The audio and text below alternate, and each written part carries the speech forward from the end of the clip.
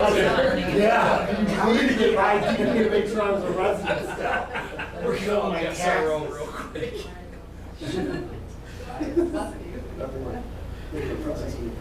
Oh, yeah. I'd like to call the meeting to order. Will you please stand for the pledge?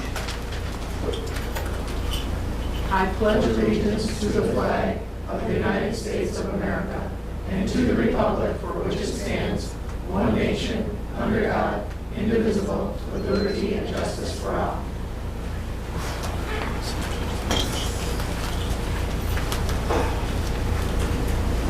Welcome, everyone. The first item on the agenda is a public hearing for review of district safety plan. Mr. Jason Smith. Yep, so we have a safety plan that has been drafted and reviewed by our safety team.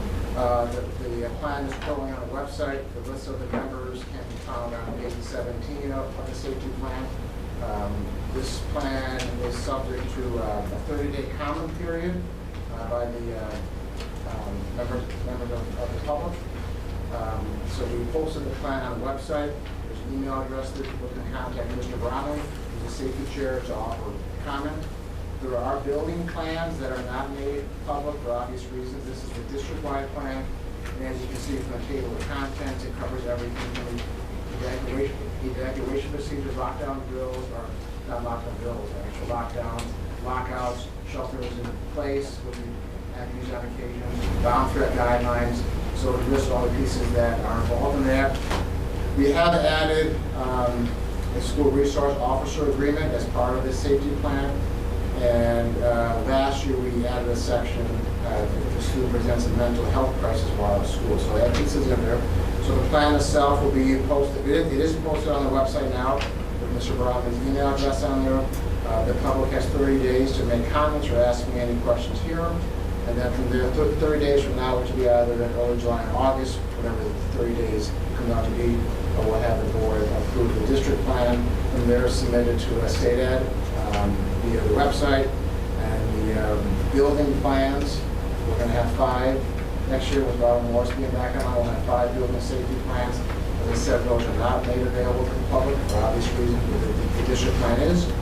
And that's the status of the safety plan. Any questions? Hearing none, we'll move on. Then we'll keep the public comment period. The public comment period is open, and Mr. Brown and I will be looking for comments or questions on the plan. Hearing none, we'll have this approved in probably August.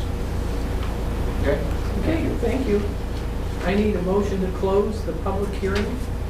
So moved. Motion made by Mr. Regal. Is there a second? Second. Second by Mr. Marucci. Is there any discussion? Seeing none, you can call the roll, please. Mr. Regal? Yes. Mr. Marucci? Yes. Mrs. Bowman? Yes. Mr. Rowland? Yes. Mrs. Anderson? Yes. Mrs. Benedict? Yes. We are now in our regular meeting, and the first item is public to be heard, which we have none. So we will go right to good news, which is always my favorite part of the meeting.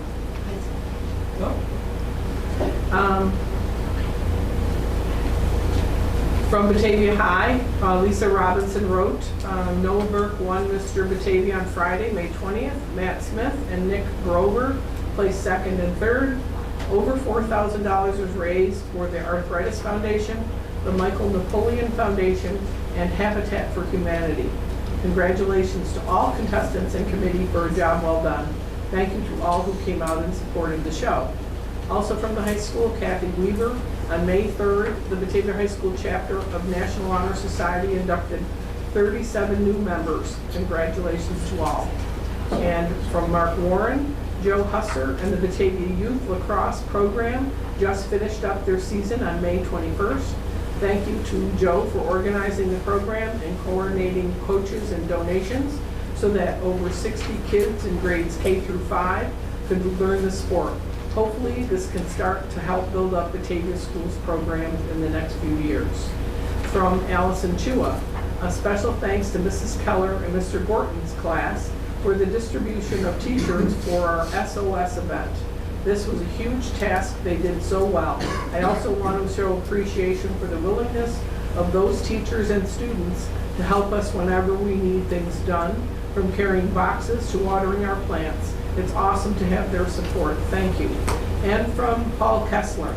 Lisa Robinson did a wonderful job coordinating our recent Mr. Batavia event. She spends countless hours with the students. The event raised $4,000 for local charities and is a great way to feature our students. And from Batavia Middle School, from Krista Palmer. Valerie Palmer, a long-term sub at middle school, graduated on May 21st with her master's degree in creative studies and change leadership. From Carrie Ann McBride, the 8th grade jungle themed dance was a huge success. Thank you to the numerous teachers and parents that helped create, decorate, donate items, and chaperone. It was wonderful to celebrate again. And from Lindsay, Seitz, that's how it's pronounced. I would like to offer a shout out to the amazing 6th grade team members at BMS. Every teacher on the team has readily offered their support, encouragement, and wisdom as I navigated my first year at BMS. I'm thankful for all the ways they made me feel welcome on the team. Their positive energy and commitment continue to inspire me. Thank you, 6th grade blue and white. From Lindsay Leone, we have been doing a building-wide positive behavior initiative in which students from earn double dollars for following our middle school mindset. The middle school mindset consists of being responsible, being respectful, being safe, and being connected. When a staff member observes a student following one of these tenets, they are giving a double dollar. Students then turn in their double dollar with their name and grade on it to the office. We just completed a 5-week challenge in which 5th grade and 7th grade had the most double dollars. Those two grades earned a popsicle party last week. They had an opportunity to enjoy the nice weather and hang outside with their friends for a period. They had a blast, and students are still talking about the fun they had. We have reset the ticket and are working on another 5-week challenge. 6th and 8th grades will still have an opportunity to win a fun experience with their peers. Random double dollar drawings are also pulled weekly for a chance for students to earn a prize. It pays to do the right thing at Batavia Middle School.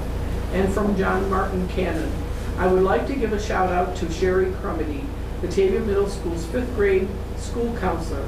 Sherry went above and beyond planning for our 4th grade students from John Kennedy to visit and tour the middle school. Sherry prepared a presentation and gift bags for every single 4th grade student and organized our 5th through 7th graders outside to welcome the 4th graders into the building. She also organized our current 5th graders into groups to be tour guides. It was a fantastic event, an all-around great day. Thank you, Sherry, for all that you do for our scholars. From John Kennedy, Heather McCarthy. JK is currently engaging in our One Book, One School initiative. All students and staff read the same book. There are activities and trivia questions each day. June 1st, we celebrate its conclusion and special events and celebrations at the school. This year's book is Zoe and the Sassafras Dragons and Marshmallows. Sounds like a fun book. And from Jackson Primary, Paula Newman. Students in Mrs. Newman's classroom are broadening their emergent writing experiences through a predictable chart writing process and response journals to shared reading. The newest theme is about the ocean and the ocean animals. A classroom book will be published, read, and a copy sent home. And the last thing that was in my folder was great news on primary project from Julie Wazalewski. I would like to give some good news to the board on behalf of our team, David Kanad, Karina Bauman, Eric Knapp, and myself for getting our national certification. Last week we found out we earned our national certification at both John Kennedy and Jackson School. Our staff consultant from the Children's Institute had this to say about our team.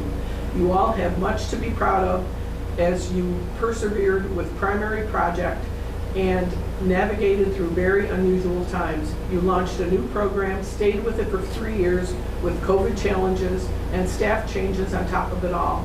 It has been an honor to work with such an amazing team. I echo those words as I couldn't be more proud of our team of dedicated individuals. That was from Julie. So great news, everyone, and I appreciate everyone taking the time to send in the good news so that the board gets to know all of you better and know what's going on in your schools. Thank you so much. The next item on the agenda is presentations, and we have the first one, dress code update, Mr. Paul Kessler.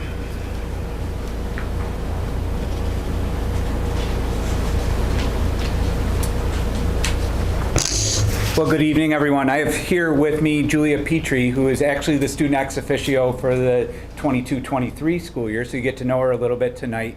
I presented back about probably 3 months ago with some students about piloting hats and hoods, and some students that wanted to give some feedback in terms of our dress code and such. And so Julie's going to give an update on that. My assistant principal, Mr. Hussein, met with a group of students several times to kind of get some feedback as we went through it, as we look through that, and I've gotten some staff feedback as well that we'll share tonight. And before we get started, I did want to just thank, I know Kylie Tatarka is not here tonight, but just what a great job she did as student ex officio, and I know that you'll really enjoy working with Julia this next year. We're also going to have Zanala Hatcher with us tonight to help with the presentation. As many of you know, Zanala just won the state championship for throwing, incredible.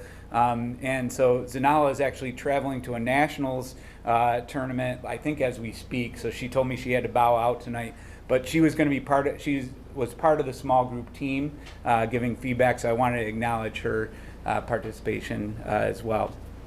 So I'm going to go to our first slide, and Julia's going to share just a little bit about, she'll do a better job than me, just some of the goals and discussion that happened at those dress code committee meetings. So yeah, we started out taking a look at the current dress code that we have, and then we realized that it was a little bit gender biased, some things, and just overall a little bit much, especially for now and all the changes we've been through as a society and community. So we wanted to take a look at that and just see if there were any ways we could talk about it and discuss things that maybe we thought could be said different or worded different so they're not as targeted at certain students. All right, and so along with that, right, you had a discussion about hats and hoods and such. Simultaneous to that, we've gotten some recommendations from our attorney for the Code of Conduct Committee to look at this summer. And so in conjunction with the feedback from the students, we'll be looking at their recommendations in terms of language. And actually a lot of the language that they're recommending coincides with some of the feedback that the students had. And so we're just going to move to our next slide. I think we are. Anyways, there we go. All right, and so we told you we'd give you an update on how hats and hoods went. So Julia, I'll just have you share the student perspective on that. Students, yeah, we had a great response to it. Honestly, walking around the halls, I saw less of a fight about it after we allowed the hat and hood pilot. Like, there were more kids who felt comfortable enough to where they could or couldn't wear it. It wasn't to be defiant anymore. It was just because it made them feel safe, or it was more comforting to walk around the halls if they're having a bad day with their hood up. And honestly, I saw in classes around the halls less fights about it now that we got to do the pilot, because as I said, it's not, kids feel that they can outdo it as a privilege, and they don't feel as if they're being forced to can or can't do something. So in terms of the staff survey, 85% of the staff either was fine with it or strongly agreed with it. Some of the feedback that Julia gave is that at times it felt like that there was some unnecessary power struggles that we're having over a student that was wearing an appropriate hat and what have you. The one piece of feedback that we'll consider as we put this into place was a little bit of feedback on hoods. Overwhelmingly, the hats were viewed positively. Hoods were viewed positively by most people as well. The biggest concern is there's a few students that do try to like hide their earbuds underneath the hood a little bit, and so we're going to make sure in terms of if we do move forward with that the students understand that the teacher still does have the right in the classroom to ask them to remove their hood, and if students are abusing that privilege, hiding earbuds or something like that, that we'll kind of revoke that privilege. But again, it was really just a few students that we would have any issues with that on. I can say on behalf of myself and the assistant principals, we really didn't see any uptick in terms of any distraction to the classroom or behaviors, and to some degree it really became less of a distraction because there wasn't a focus in on that. All right, and potential follow-up, and so allowance for hats and hoods for the 22-23 school year. That will be our recommendation to the dress code committee this summer. Editing language that appears gender specific. A lot of the language now identifies a lot of clothing items that the majority of them are female clothing items, and so not only have the students made recommendations, but some of the recommendations that we're seeing from other language and code of conduct addresses that. And then continue to allow the students to be part of giving us feedback as we go throughout the year. So, Julia will be a senior next year, but, I look forward to her being part of that, and, some of the same students being on as well. All right. Do you have any questions? You mean we're not going to be allowed to wear culottes anymore? What? I know, nobody knows what they are. What? I do. Yeah. As far as I know about a culotte, I think you're good to wear it. All right. I don't know. Surprise, Mr. Kessler. Okay. All right. All right. We appreciate all the work you've done on this, and it sounds like it's been successful. Yeah. And, and the kids are happier with it. Yeah. We're good with that too. Okay. All right. Great. Thank you. All right. Thank you so much. Okay. Thank you. I don't know. There it is. Who's got the Whatever you just did. Okay. I didn't do anything. Somebody said That was awesome. The next presentation is the 2021-22 Athletic Department Review. Mr. Michael Bromley. Thanks. It seems like it's been a long time since I've been up here. I think I did it at the beginning of last school year, and now we're at the end of this school year, so it's been probably a year and a half time. We had a great year. It was good as we started in COVID and ended out of COVID. There was a lot of challenges that happened through the things, and I'll talk a little bit more about that. You can see what happened at our football games this year. People came back. It was a great environment. If you were there, you saw the rock band, which became a big part of it. We had a little halftime show where we did Sweet Caroline and all that. So I think we really had a great connection with our community, great connection with our parents and our students. So that's the way we started the year. Over here, I'm going to show you a video. Let's see if I can touch it. We were a spotlight school. I don't know if you remember at the beginning of the school where we came in at like 5:30 in the morning. At 6 o'clock, all the kids showed up, and we were a highlight school on one of the TV stations in Rochester. So it was a lot of fun, and this is our crowd at 6:30 in the morning.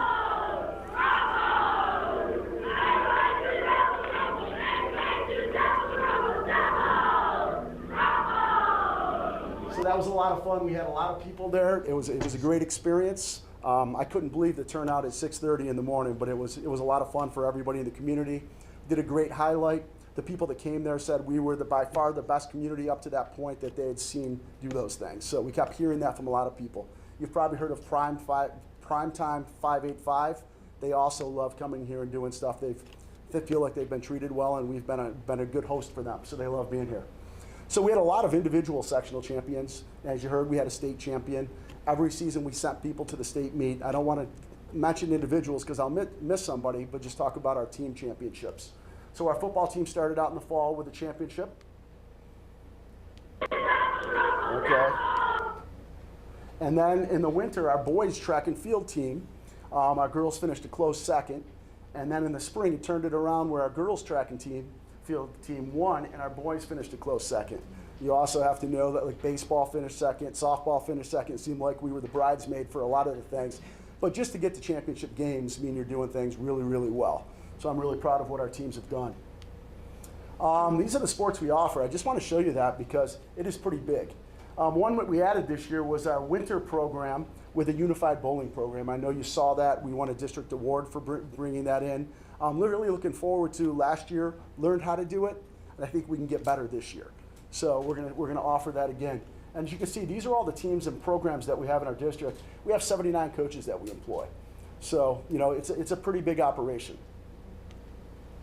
This is a screen that I love.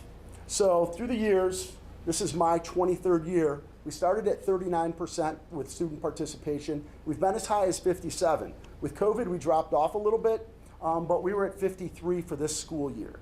I like this presentation now at this time of year, by the way, because I can talk about the entire school year and not just part of the school year. So we have 53% of our kids in grades 7 through 12 that did at least one sport. Many of them do multiple sports. How many did you do? I ended up playing 4. 4. You did 4 this year. So that is even more people. And this is great. So over the year, I get this number from Mr. Rosansky. Over the past 16 years, we are 1.22 of the school budget. So when people talk about what value you get, I think 53% of our kids get a great value over a very small part of our budget. I think it's money well spent. Many of them do multiple sports. I've talked about the 39. This is the number of participants we had each season in grades 7 through 12. In the fall, 336. In the winter, 283. In the spring, 314. That's how many kids we have going at any one time during those seasons. One of the things proud of is our survival of COVID. We only missed one sports season. Things look different. If you remember a couple years ago, we were in different seasons. They were shortened. There were all kinds of things going. And we did things different. Maybe it's not as many contests, different times of the year. But we were able to pull it off where we were able to hold every season but the spring of the March that it first happened. We lost that. Other than that, we were able to pull everything off through the years. One of the things that we often get questions about is what are we doing with mergers, incomplete teams, combined teams? Why do we do it? Well, for one of the reasons, I'll give you an example, is we increase the number of participants and it allows us to still hold that sport because we don't have as many participants and it decreases our expenses because we share them equally with the other districts that we merge with. The example is girls gymnastics. You can see the people we combine with. We've had up to 10. Last year we only had 3 or 4. So we wouldn't be able to offer that for our kids if we didn't combine with those other school districts. So it permits us to do that with no increased expense to our district. We talked a lot last year with the JV and varsity ice hockey. Had a great season, looking forward to the future. It seemed pretty seamless once we got there. A lot of fun. Boys and girls swimming were great. They won some championships. We had individuals win championships. We were combined with Notre Dame. Wrestling, we've been very, very good with Attica. And then we had lacrosse. We had 2 kids from Notre Dame. One got hurt. We ended up with 1 throughout the season. So it wasn't a big merger, but it did take place. This is what I'm very proud of is our New York State Scholar Athlete teams. 75% of the team has to be 90% or above. In the fall, we had 7 out of 9, winter 9 out of 9, in the spring 7 out of 7. Now, this is the crazy part about it. Where our 23 teams that were Scholar Athletes, 94.94 were their average. That's pretty impressive. And our teams that didn't make it, their average was 88.06. So they're not far behind. So if you look up here, I would dare venture that our athletes have better grade point averages than the majority of the other kids in the school. Because if you're looking at that, that's pretty darn good for what they're doing. And we're thinking about that they're out, they're practicing, they're doing multiple sports. We're trying to make sure that they're doing stuff academically as well. So very proud of that. Just some things going on. The Twitter account, social media is taking off. I do a lot of stuff on Twitter. Right now I'm working with communications to be able to do Instagram and Facebook because I'm not hitting everybody, so that's going to be before the next school year. So we're bought into something called Gipper. It's a social media platform where it's going to look like I can do professional stuff. So I'll put stuff in scores and pictures, and it's all just where I insert it. So we're going to have that in there. When I do that, it's going to be able to go to Instagram, Facebook, and Twitter. So it's pretty exciting. We'll work on that this summer. Excited about that. You've heard about enhanced security at district designated contest. Obviously with things in the world that's going on right now, with crowds of 2,000 people, we feel it's important, and Jason has been a big advocate for being able to get some help at some of the games. So we're going to try that at the football games and see where that leads, but hopefully that will help us. I can tell you that the guys that I worked with from Armor Security, like last night with the Flower City Union game that we had here, it's the same firm. good people. They seem like they're going to do a decent job for us. So I was able to see them already. Finally, after 2 years, we have the Hall of Fame going in again. This is the 19th annual. We're going to be October 1st. Friday night, we'll recognize everybody at the football game. And then after the football game, we'll have a little get-together. And then on Saturday, 5 o'clock social hour, 6 o'clock, and it's going to be at Batavia Downs. Okay, so we have a real good class going in, including a basketball team. I can't remember what year it is, but we're going to get a lot of people here that we think it's going to be an exciting time. So we had a unified bowling I already talked about, and this is something I want you to be on your radar. So there were some schools that added flag football for girls in the spring. We didn't do that. I wanted to see what it was going to look like first with the other schools. There were probably about 5 or 6 schools in Section 5, 5 or 6 in Section 6. And what that is it's a flag football program, and they did it on Saturdays. I think the kids were pretty much dual sport athletes. So they did another sport, and then they tried the flag football. You know, it wasn't a full-time commitment, but it was something that was added. I don't know if we're going to get a push for that or not. Just 2 weeks ago, New York State approved wrestling for girls in the winter. Now they're saying, you know, create a team if you want one. If you have interest, your boys coach can still be that coach until the program gets bigger. So that's going to be coming down the road. And, whoops, sorry. How did I go backwards? There we go. So those are things that potentially are going to come at us. The last thing I want to show you is, and I showed people before, but this is our web page. This is how you get to our athletic information.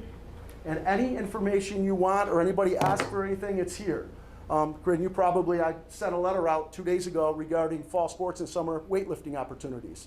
So that went to all parents in the district, went to all kids grades 6 through 11 that are going to be in our district next year. So that's where that letter is. This is where our practice and game schedule is. There's our handbook. These are the scores of our contests that roll across here. Here's how we get to all of our schedules. You hit there, and you go to the date. It tells you what's going on in all of our different schedules. So there's lots and lots of things that we can do off that website. Anything, any information people want, if they want to have their child moved up for APP, that's on there. So just direct people to that. Any schedules are on there, all of those things. And if you have any questions regarding that, let me know and I can help you through that. That's a summary. Any questions? Congratulations to everyone that did Thanks. so well this year. We have very dedicated kids, coaches, and parents. I mean, they do a great job getting people to where they need to be. Oh, I didn't know if I could ask her that, but are some of those just possibilities at this point, like the flag football? Well, it would have to be, I would think, the way most things have happened in this district, it is a student-initiated, ordeal where they would ask, is this something that we could do? And if it is, then we would normally do somewhere a sign-up list to see if there really are people interested, and then I would come back to the Board of Education to see if that's something that they would be interested in supporting.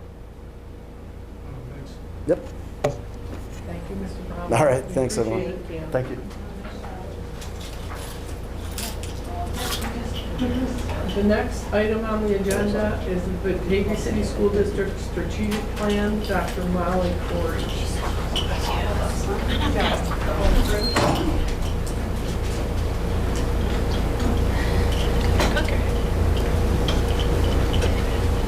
I brought a few people who have been along with me on the process of creating the strategic plan. It's really nice to see the culmination of a 1.5 years plus work. We had many people come together, and I would like to introduce Julie Wazalewski. You know Julie, it's our social worker. Jess Torrey, who was a first grade teacher who now is an administrator, so she's really committed to helping us get better. Katie Groton, same. She's music, who's an aspiring leader, and Jess Corzelius, who is also a teacher who is now a leader here. And I wanted to thank all of them for coming.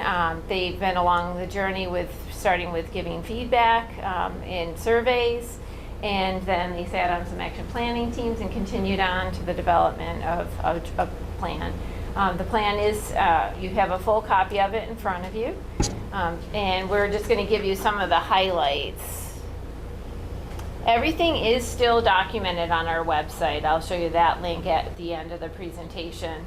We have, the plan is on there, but the entire process, all the information from each step of the way is documented. We're trying to be very transparent in the process so that you can see exactly where everything came from. And we'll continue to add updates as we come back together in different ways to make sure that the plan is being executed the way we would like it to be. Go ahead. Julie's going to talk to you a little bit about our first goal. Okay, well, our first goal is how we accomplish the creation. Well, I know probably everyone hates it if I read it. All right. So the first goal is how we accomplish the maintenance and creation and then maintenance of an environment where everyone feels welcome, valued, and empowered to achieve their maximum potential. So I was really excited to be on this team because, as you know, this has been my mission since I started here in 1998, and it pretty much sums up what a social worker's role at a school and what community schools do. So I was real excited. So what we're going to do and what our strategies are with goal number 1 are that, we have our great team, and then we're going to review existing procedures and protocols, what's going on at each building.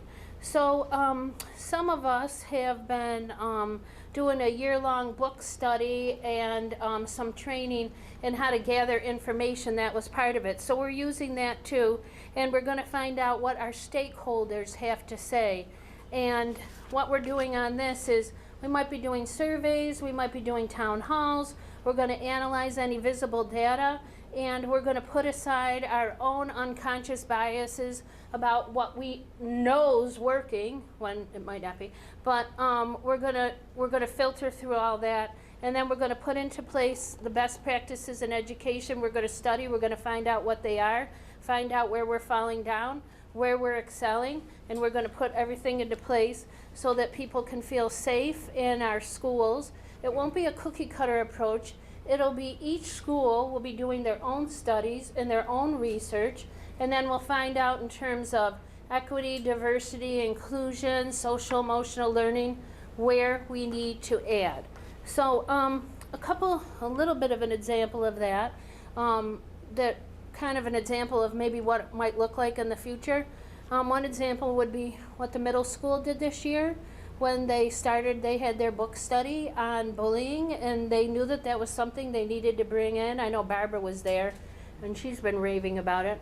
But just being listening, really listening to what everyone's saying, stakeholders are saying, and then bringing them that, whether it's programming or new initiatives and new ideas.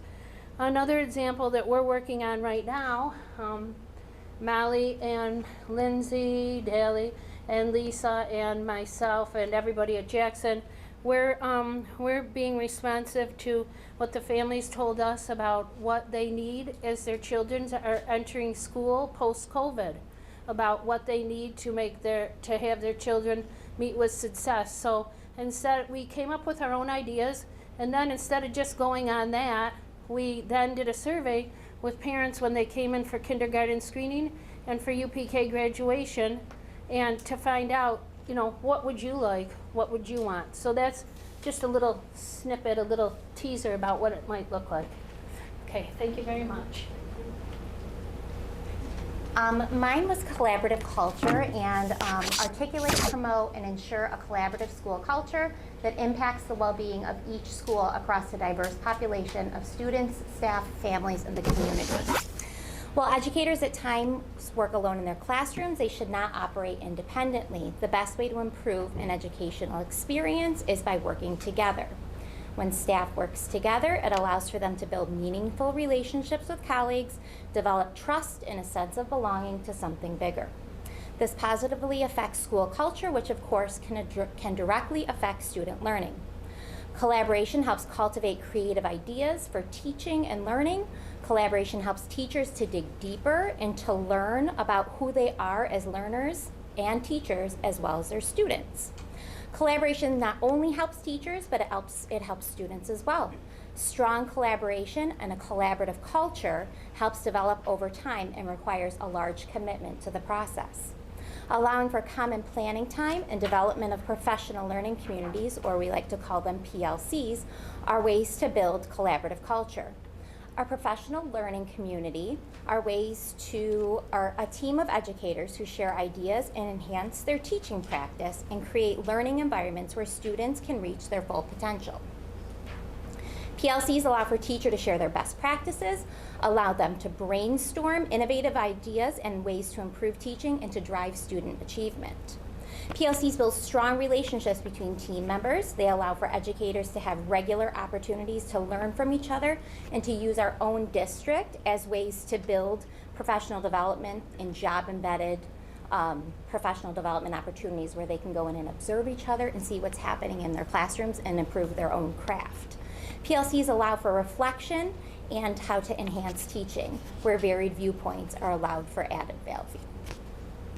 So that was a little bit about collaborative culture and how we're going to be using professional learning communities in our classrooms. Goal 3 really grows out of Goal 2 of having all those meetings and all that great collaboration. So what's going to be the tangible evidence of that collaboration? And that's providing a clear and accessible curriculum. So I like to think about everything in terms of music because I'm a music teacher. And it's really having the opportunity to have those conversations and then document it in a way that's cohesive. So I think about it, all my students who play all these different instruments and they're learning and doing in silos, but then when it's time for the performance and our outreach piece to our community, we bring all that together in a way that's transparent. And it really is our narrative about taking what the Board of Education is charging us as teachers and all stakeholders to do and putting it in a place where everybody can see what the expectations are. You know what we're teaching and learning so that there isn't a question, or if there is a question, there's a place where you can direct people to go. Each building at the next step of this is going to look at our multi-tiered system of support, which is really just another level of opportunities to see we have all these great resources, academic, social, emotional, community, and how does that all come together to do what's best for kids? So we're looking forward to each building's revision of that and just kind of making sure that all those little pieces are coming together to have something that is, you know, large and accessible to everybody.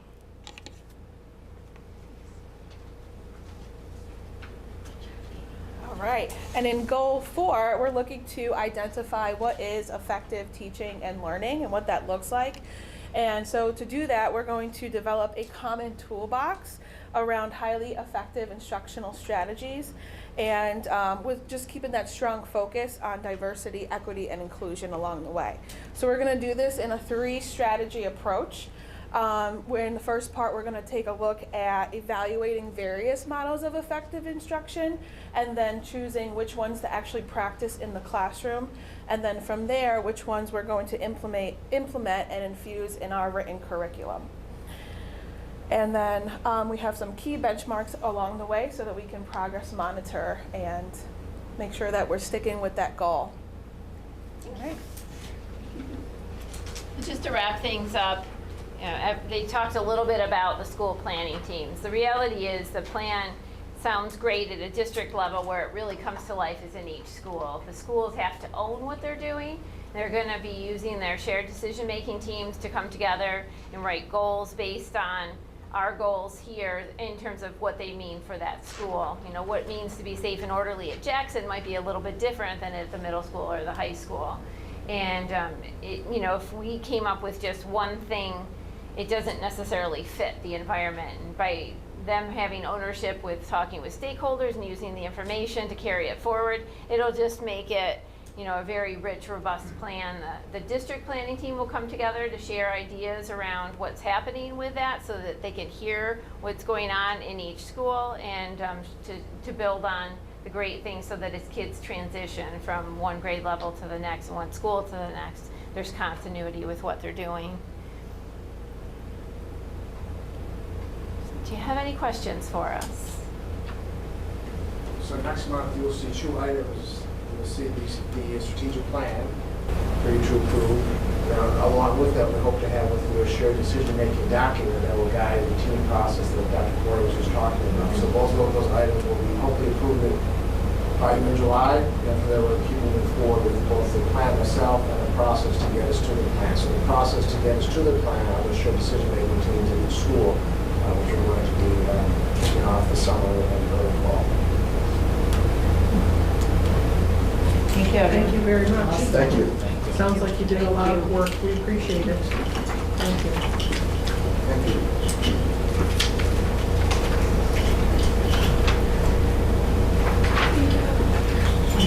Thank you, Judy.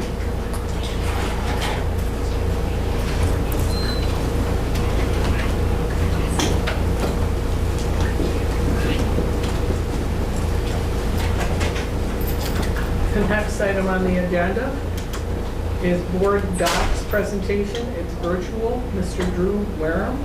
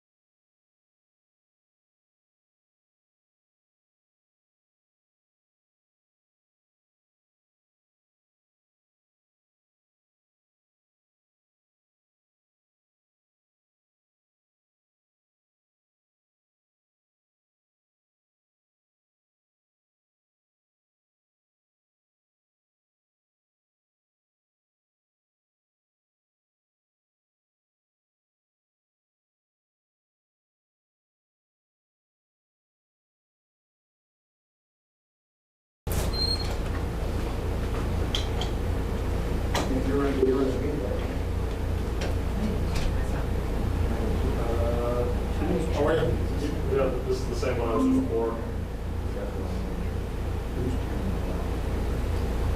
I know, I know someone just sent me that, the list, and I don't know who the list of the comments, so distribution. I had trouble with the week ago.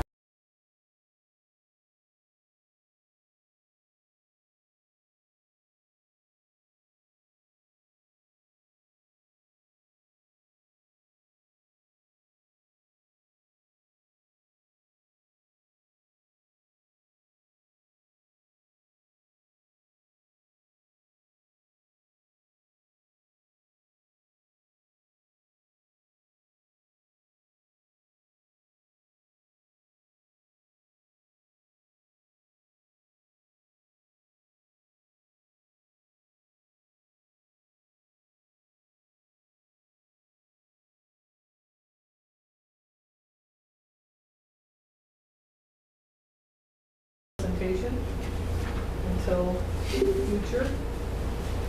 Sorry about that, Mr. Wareham. If so, we'll go on to reports. We have student ex officio report, and it's given by Mrs. Whitcup for Kylie Tatarka. So Kylie is on the senior trip tonight, and her report states the senior prom was on Saturday and was attended by 160 students. Many students loved the event and were grateful for such a great celebration. Graduation will be hosted on June 25th at Vendetta Stadium at 10 a.m. Depending on the weather conditions, it could be postponed to later that day or to the next day. High school students' last day of school was on June 14th, where they celebrated the end of the year with Spring Fest. The fair-like event hosted Just Dance, an escape room, karaoke, a cotton candy machine, popcorn, and more. Finally, I would like to thank the board, even though she's not in attendance tonight, for their kindness and acceptance of my time as a student representative. This experience has been educational, and I could not be any more thankful for the opportunity I was given. Thank you. Thank you, Brittany.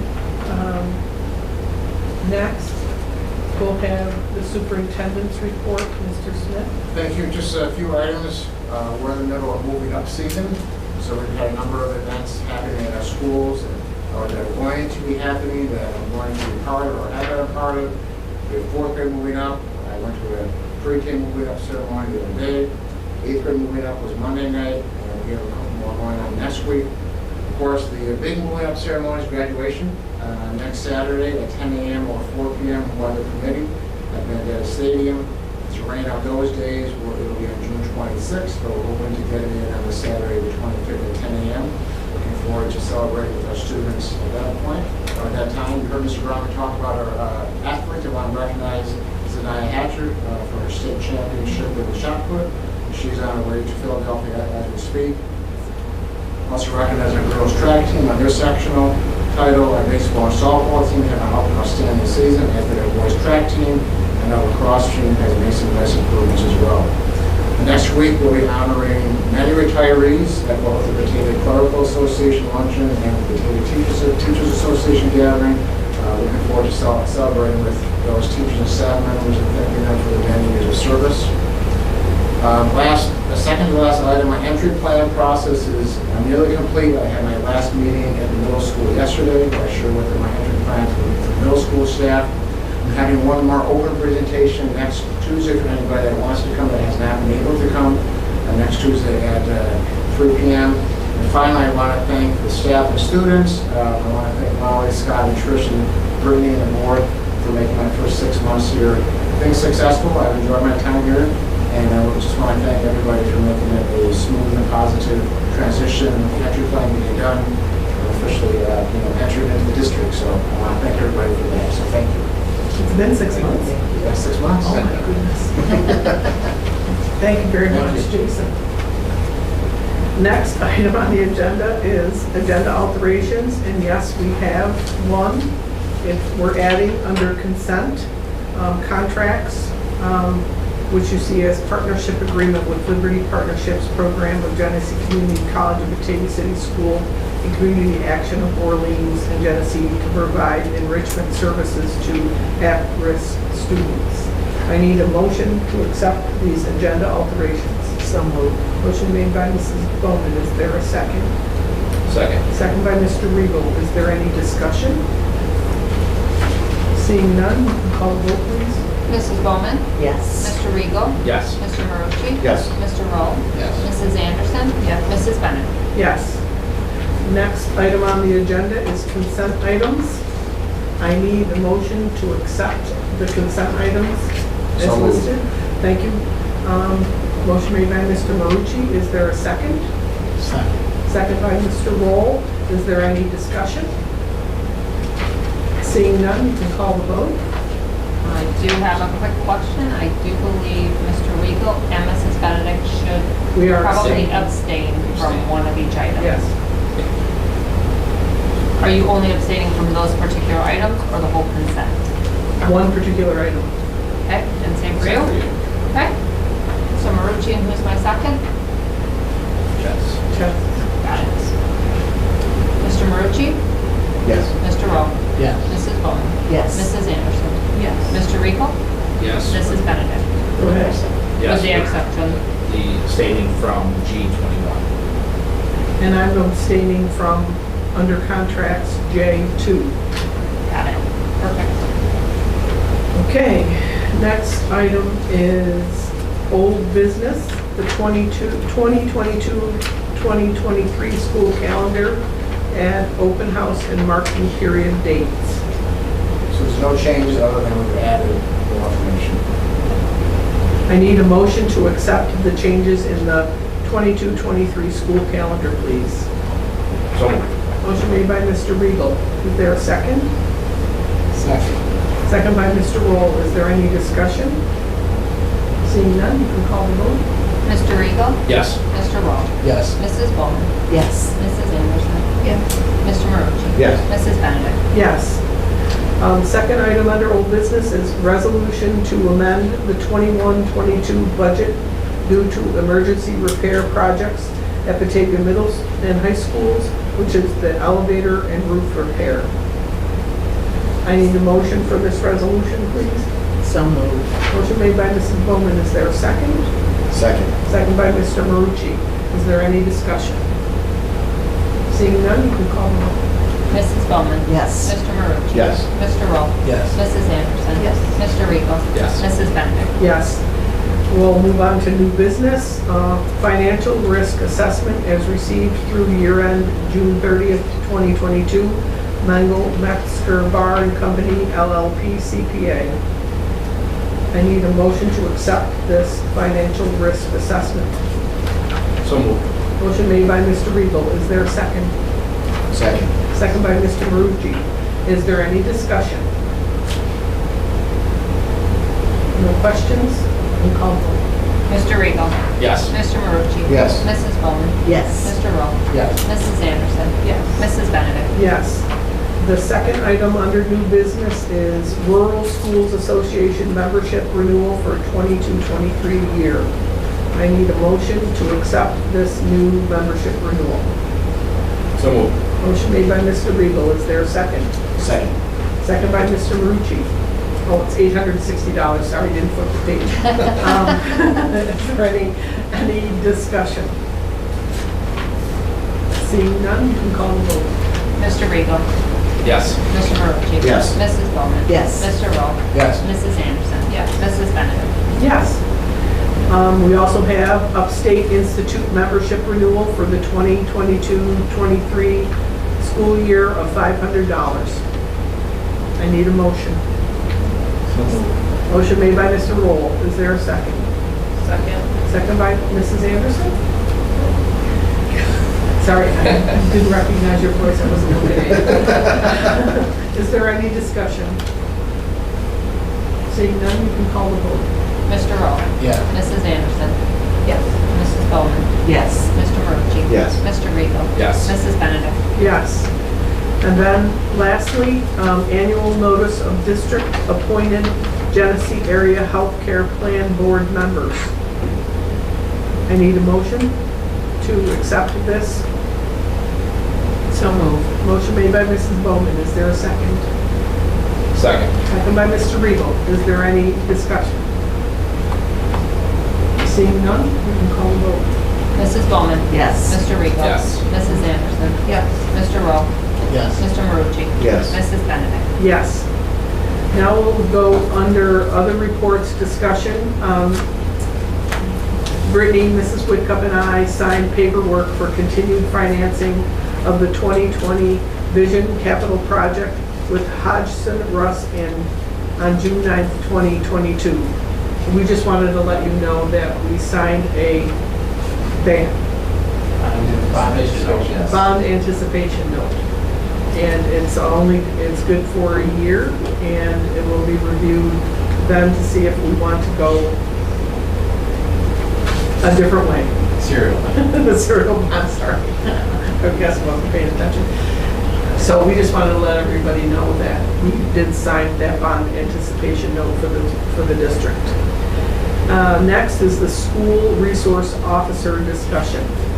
So I'm interested in hearing some more comments on this. We've had some dialogue on this via some memos I have passed on in light of the tragedies that have happened. I've done some research. We currently have one school resource officer, Maya Stevens. She does a fantastic job. We're a district of about 2,200 students with 5 buildings coming online next year. So I'd like to hear some thoughts, comments, looking at the possibility of adding a second school resource officer. Before I hear that, I just want to point out some context. There have been prior plans prior to COVID-19 to add a second resource officer. That plan was not implemented for various reasons. Bring this back to you again. There are districts smaller than Batavia that have more than one school resource officer. So I have engaged in very preliminary conversations with Sean Irish and Rachel at City Council, at City Hall, Rachel Tlebusky. We've had some of those conversations. So I'd like to hear some of the board members' comments on that. If you're interested, both Ms. Rosansky and I are ready to talk about possible funding sources as well. Go ahead. No, go ahead. I think it's overdue. I think it's good to point out how it's going to be funded for the public to hear with our size district and having the amount of buildings. I know Officer Stevens has a huge workload, that this will be very beneficial for her and for our district. I think it's something that hopefully the rest of the board supports. So we'll talk about the financing. Any other comments? I agree completely, and yes, we absolutely. I just think that the art resource officer spends a lot of time, up at the high school and the middle school, and it's not that she doesn't want to be at the other two, the elementary and the middle, JK. It's just that there's only so much time in the day, and I think we need another one to, help cover those buildings, take the pressure off of her. Strongly agree. Agree. Okay. So John asked about the funding sources. So you heard us last month talk about COVID-19 funds. We have preliminarily budgeted some of those funds to cover remote learning for next year in anticipation that we will still be dealing with that. That's obviously not the case anymore. So I'm going to let Scott speak on that as to how those funds were allocated and how we can reallocate them both with the COVID funds and also to look at the general operating budget. This is part of our plan that we submitted a year ago for the ARPA funds for phase 3 of the ESSER funding. About $200,000 a year was set aside for remote learning.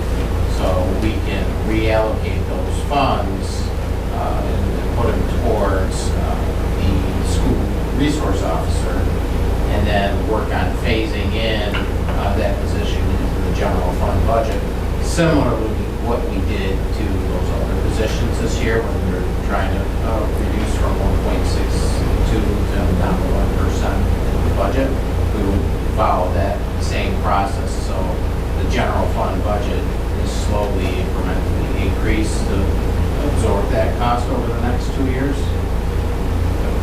The other piece that also John mentioned, looking at it at the perspective from the school resource officer, she does do a great job for us, but she is very busy and she's used many, many times throughout the day. Many times for very proactive reasons, I should say, as well. So it's a large district for her to cover by herself. So there's that side of it too in terms of her workload. And again, the historical context of it, there has been talk in the district about adding a second SRO. But and I did a survey of the districts in our region, in our BOCES, where I was the largest one in our BOCES. There are at least 2 districts smaller than ours that have more than one SRO. So Initially, the SRO program, when it was instituted, the cost of it was shared by the city, and they no longer do that. Does that mean that this SRO and the new one are employees of the school they're district? not employed in the district. We sign a contract with them. Okay. And then if this goes on, I would have a recommendation of contract we usually approve in August or July. Once that happens, the chief will now start moving ahead very quickly on finding somebody to be the second SRO. Okay. So he has made it a priority for him and for us, knowing that we had that concern. And he and I had already met at least once to talk about that. The other piece too, I'm working with my report, this is additional training for staff. We're looking at active shooter training in the fall. Sean Heidler will also assist us with that. So it's a 2-tier approach. We have to train our staff on how to respond, and then also be proactive by having the second SRO in place. Does the chief think you can have someone for the upcoming? He said he would make it a priority. Would they be specific to certain schools, like the new SRO? Would you like? Yes, you know, that's a good say, or question. would they rotate? So the plan is and was, we had one here, one at the middle school, and then one to be shared amongst the, well, now I can say 3 other buildings, Jackson, Robert Morris, and Jack Kennedy. We would have a very small population at Robert Morris. And the plan would be to have one here, one in the middle school, and the other 2 shared. Or the other SRO, I'm saying, yeah, 3. So I'll get back to you. So the original plan was to have 3 or 4 years ago. I was thinking the original plan was 2. I think the plan would be to have it shared between the high school and the middle school, and then another one shared between the elementary schools. That's the correct answer. Sorry, yeah, that's the correct answer. So if you want to share between both schools, the high school, middle school, the other one at the other schools, but that can be changed as needs change as well. So. And the contract would be for a year? Yes, we currently have a contract with them now. We would simply add it on. Do you know how long the contract is? I think it was 3 years. Yeah, so I think we're in the middle of a 3-year contract. So we would simply add that back in. What would be the next step? The next step would have been, I'm hearing the board's interest in moving this, that the next step would be for us getting back with you with the contract, talk with the chief again, and the city, have the contract amended, have that approved by both parties, this party and city council over the summertime, and we'll make it a priority and have something for you in place if you want. Thank you. Thank you. That's it for the regular business. I need a motion to enter into executive session. So moved. Motion made by Mr. Regal. Oh, yeah, I think who it was. I didn't take it though.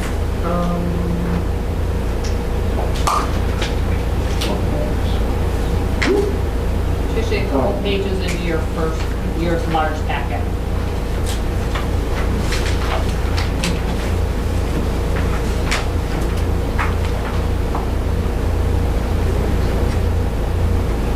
See if I can find it.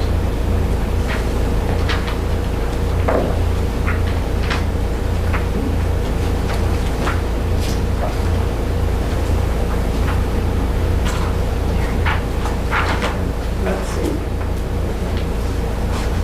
Oh, page 14. Motion to go into executive session to discuss matters relating to the medical, financial, credit, or employment history, or a particular person or corporation, or matters leading to the appointment, employment, promotion, demotion, discipline, suspension, dismissal, or removal of a particular person or corporation. I need a motion. Thank you, Mr. Regal. Is there a second? Second. second by Mr. Marucci. Is there any discussion? Seeing none, you can call the vote. Mr. Eagle? Yes. Mr. Marucci? Yes. Mrs. Benedict? Yes. Mrs. Bowman? Yes. Mr. Rowe? Yes. Mrs. Anderson? Okay, we're now in executive